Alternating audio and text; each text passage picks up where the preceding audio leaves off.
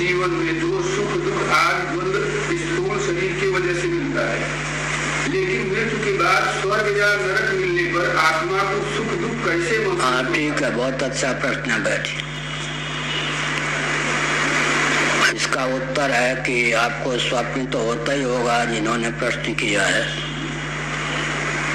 स्वप्न में इस समय जो हमको आपको स्थूल शरीर प्राप्त है उसकी गति तो नहीं होती होगी, है होती है क्या? कोटि कोटि यांत्रिक मांत्रिक तांत्रिक विधा का आलम्बन लेकर भी बाह्य जगत को और बाह्य शरीर को स्वप्न में नहीं पहुंचा सकते। तो वासना की प्रगल्भता से मन क्या करता है? शरीर का रूप धारण कर लेता है। उसके द्वार से ही स्वप्नावस्था में सुख दुख की प्राप्ति होती है। आप श्रीमद् भागवत के 10वें स्कंध के आरंभ के 3 अध्याय का अध्ययन कीजिए। तृण जलू का वसुदेव जी ने जो उपदेश दिया है, श्रीमद् भागवत 10वां स्कंध, तृण जलू का न्याय, पाद विन्यासन न्याय। तृण जलू का न्याय का वर्णन है, पाद विन्यासन न्याय का वर्णन है। तृण जलू का न्याय का अर्थ क्या होता है? जलूका माने जोंक। एक जलूका होती है पानी में, वो भी हमको लग चुकी है पहले, वो खूब रक्त को चूस के मोटी हो जाती। एक जलूका तिनके के समान पतली होती है, पृथ्वी पर चलती है। उसके चलने की विधा क्या है? अपने शरीर को आगे करके आगे की भूमि को साध कर पीछे की भूमि को त्याग करते ही। देखिए, इसका नाम है तृण जलू का न्याय। श्रीमद् भागवत बृहदारण्यक में तृण जलू का न्याय दिया और भागवत में उसको विस्तृत कर दिया गया। स्वप्न न्याय, मनोरथ न्याय, तृण जलू का न्याय, पाद विन्यासन न्याय।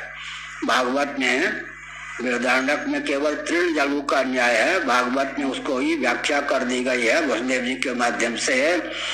पाद विन्यासन न्याय, हम लोग ऐसे खड़े होंगे या नहीं?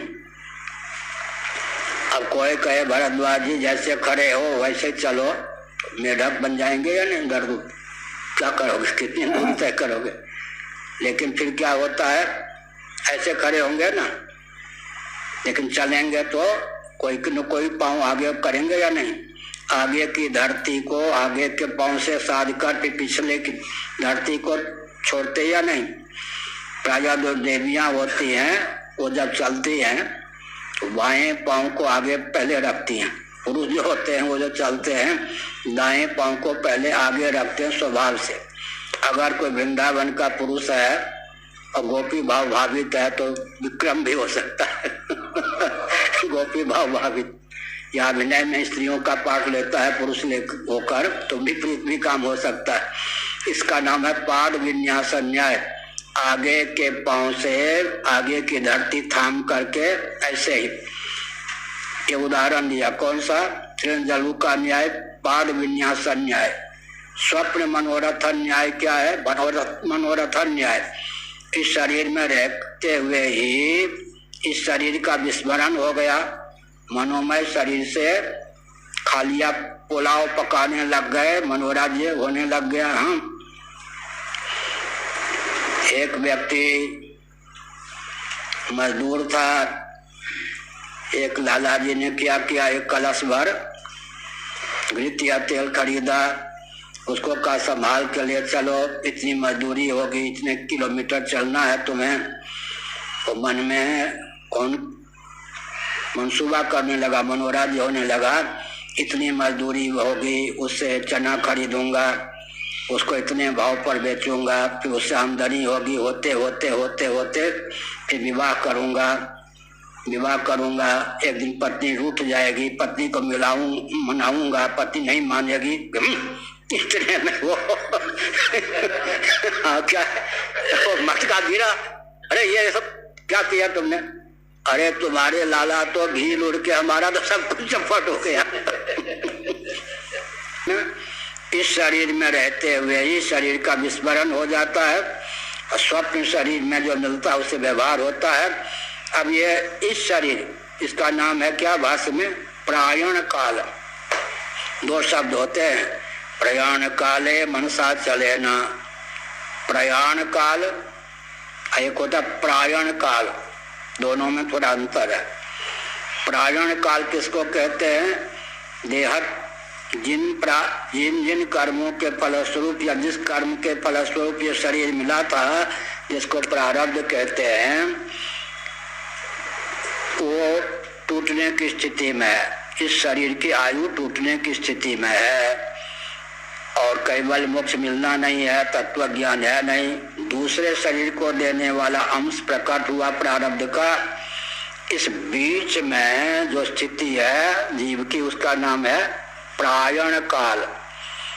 एक पदाधिकारी अवकाश प्राप्त हो रहा हो या उसका ट्रांसफर स्थानांतरण हो रहा हो, नए पदाधिकारी को चार्ज देना, इसी प्रकार से अब नए शरीर को आरंभ करने वाला कर्म उदित हो गया। इस शरीर को देने वाला कर्म फल दे के शांत हो रहा है। इस बीच की संधि का नाम है भाष्य में प्रायण काल। तब यह शरीर तो यहीं छूट गया नहीं, उस प्रारब्ध के अनुसार इस शरीर में ही नया शरीर मिल गया भाव राज्य में, जैसे स्वप्न में होता है। इस शरीर का सर्वतो भावेन विस्मरण हो गया। भाव राज्य में जो शरीर मिलना था नवीन प्रारब्ध के अनुसार वो मिल गया।